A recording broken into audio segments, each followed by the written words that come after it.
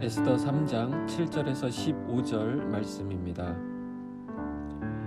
아하수에로 왕 제12년 첫째 달 곧 니산월에 무리가 하만 앞에서 날과 달에 대하여 부르 곧 제비를 뽑아 12째 달 곧 아달월을 얻은지라. 하만이 아하수에로 왕에게 아뢰되 한 민족이 왕의 나라 각 지방 백성 중에 흩어져 거하는데 그 법률이 만민의 것과 달라서 왕의 법률을 지키지 아니하오니 용납하는 것이 왕에게 무익하니이다. 왕이 옳게 여기시거든 조서를 내려 그들을 진멸하소서. 내가 은 1만 달란트를 왕의 일을 맡은 자의 손에 맡겨 왕의 금고에 드리리이다 하니 왕이 반지를 손에서 빼어 유다인의 대적 곧 아각사랑 함무다다의 아들 하만에게 주며 이르되 그 은을 내게 주고 그 백성도 그리하노니 너의 소견에 좋을 대로 행하라 하더라. 첫째 달 13일에 왕의 서기관이 소집되어 하만의 명령을 따라 왕의 대신과 각 지방의 관리와 각 민족의 관원에게 아하수에로 왕의 이름으로 조서를 쓰되 곧 각 지방의 문자와 각 민족의 언어로 쓰고 왕의 반지로 인치니라. 이에 그 조서를 욕조에게 맡겨 왕의 각 지방에 보내니 12째 달 곧 아달월 13일 하루 동안에 모든 유다인을 젊은이 늙은이 어린이 여인들을 막론하고 죽이고 도륙하고 진멸하고 또 그 재산을 탈취하라 하였고 이 명령을 각 지방에 전하기 위하여 조서의 초본을 모든 민족에게 선포하여 그날을 위하여 준비하게 하라 하였더라. 역졸이 왕의 명령을 받들어 급히 나가매 그 조서가 도성 수산에도 반포되니 왕은 하만과 함께 앉아 마시되 수산성은 어지럽더라. 아하수에로 왕은 아각 사람 하만을 자기 다음 자리에 앉게 합니다. 그를 지극히 높여서 모든 신하들이 그에게 절하고 복종하도록 만든 것입니다. 권력 앞에서는 모두들 작아지게 마련이죠. 그러나 한 사람이 거기에 맞서 꿇지도 않고 절하지도 않습니다. 그 사람은 바로 모르드게입니다. 그는 얼마 전 왕후가 된 에스더를 양육했던 사람입니다. 악한 사람들은 적당하게 끝내는 법이 없습니다. 항상 교만의 끝을 보려고 합니다. 하만은 모르드게가 유다인이라는 사실을 알게 됩니다. 그러자 모르드게만 죽이는 것이 아니라 모르드게의 민족인 유다인, 온 나라에 있는 유다인을 다 찾아서 멸하기로 결심합니다. 당시 페르시아인들은 유대인들에게 좋은 감정을 갖고 있었습니다. 아마도 그 앞전에 있었던 다니엘과 같은 경건한 유대인들의 영향이 컸을 거라고 생각합니다. 페르시아의 초대 왕인 고레스는 유대 민족의 귀환을 허락했습니다. 뿐만 아니라 성전에 있던 모든 기구를 돌려주며 귀환하도록 독려했습니다. 그 후에 등장하는 페르시아 왕들도 유대인의 회복을 돕는 조서를 내리고 적극적으로 지원하는 모양새를 보여주었습니다. 그러나 오늘 하만은 그런 분위기를 완전히 바꾸어 놓았습니다.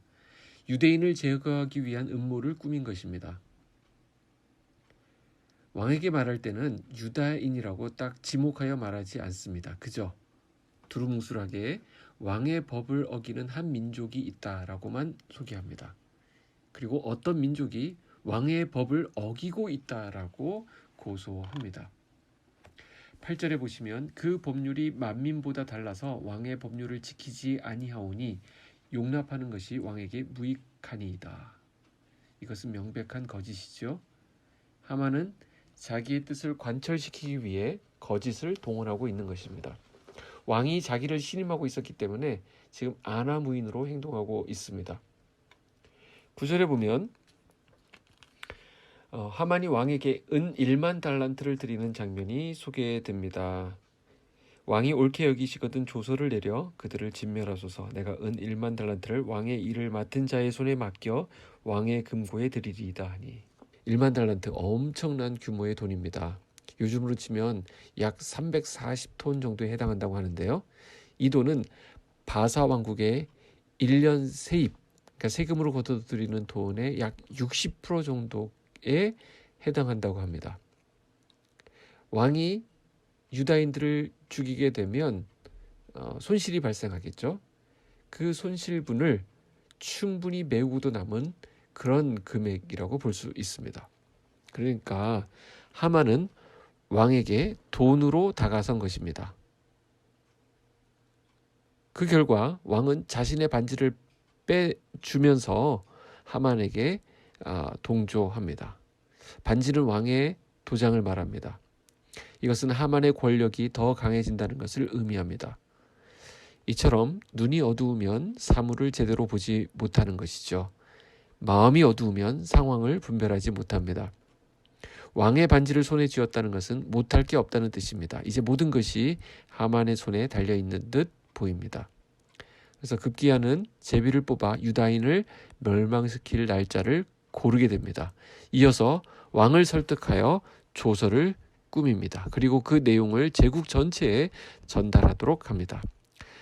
거칠 것이 없어 보입니다. 그리고 승리에 도취되어 하만은 수산성에서 왕과 함께 술을 마십니다. 밀실 정치 완벽하게 이루어지는 듯 보입니다. 발단은 지극히 미미하게 시작했습니다. 그러나 그것이 점점 커져서 돌이킬 수 없는 결과를 초래해 버렸습니다. 모르드게가 하만에게 절하지 않은 것이 이렇게 되어버린 것입니다. 한 사람에 대한 분노가 민족 전체를 말살하게 만들었다는 것은 납득하기 어려운 부분입니다. 우리는 여기서 먼저 하만의 교만과 분노를 직면하게 됩니다. 하만은 모르드게를 잡으려고 한 민족을 멸하려고 하는 것입니다. 전혀 통제되지 않는 인간의 분노가 얼마나 위험한 것인지 우리는 보고 있습니다. 또 오늘 우리가 읽는 본문을 통해서 우리는 무엇을 생각하게 됩니까? 마치 악이 이기는 것처럼 보입니다. 악이 득세하고 악이 자기 마음대로 하고 싶은 대로 하는 것처럼 보이게 합니다. 하지만 하나님의 손은 그때도 움직이고 계셨습니다. 하나님은 졸지도 않으시고 주무시지도 않으십니다. 하나님은 이때를 위해 우리가 나중에 보게 되겠지만 에스더를 준비하고 계셨던 것입니다. 이 에스더를 준비하기 위해 모르드게를 사용하십니다. 비록 뜻하지 않은 방향대로 우리가 의도하지 않은 방향으로 흘러가 버린다 할지라도 하나님은 그 모르드게를 사용하셔서 하나님의 일을 차분히 진행하십니다. 판세가 이미 기운 듯한 이 상황에서도 하나님은 역전을 도모하십니다. 하만이 아무리 계획을 세울지라도 결국 모든 것은 하나님의 주권 아래 있음을 봅니다. 우린 여기서 진정한 왕이 누구신가를 묵상하게 됩니다. 하나님은 인간 역사를 다스리십니다. 악한 이 세상도 하나님의 손 아래에 있습니다. 악인이 자기 멋대로 득세하는 것 같아도 하나님은 지금도 이 땅을 다스리고 계시는 진정한 왕이십니다. 그렇기에 우리는 당장 눈에 보이는 권력자를 보면서 두려워할 것이 아니라 우리 인생의 참 주관자이신 하나님을 바라보고 그분을 신뢰하는 우리가 되어야 하겠습니다. 기도하겠습니다. 하나님 감사합니다. 하나님께서 우리의 왕이 되어주시고 우리의 주관자가 되어주셔서 감사합니다. 세상의 악한 자들이 득세하고 그들 마음대로 세상을 쥐락펴락하는 것 같지만 하나님께서 이 땅을 굽어 살피시고 하나님이 다스리고 계심을 우리는 믿기 때문에 하나님을 신뢰합니다. 오늘 앞이 보이지 않는 막연한 듯 보이는 이런 상황 가운데서도 우리가 믿음 잃지 아니하고 이 세상을 다스리고 통치하신 하나님을 신뢰하고 하나님을 믿고 나아가는 우리 모두가 되게 하여 주시옵소서. 하나님을 신뢰합니다. 하나님을 찬양합니다. 예수님의 이름으로 기도하옵나이다. 아멘.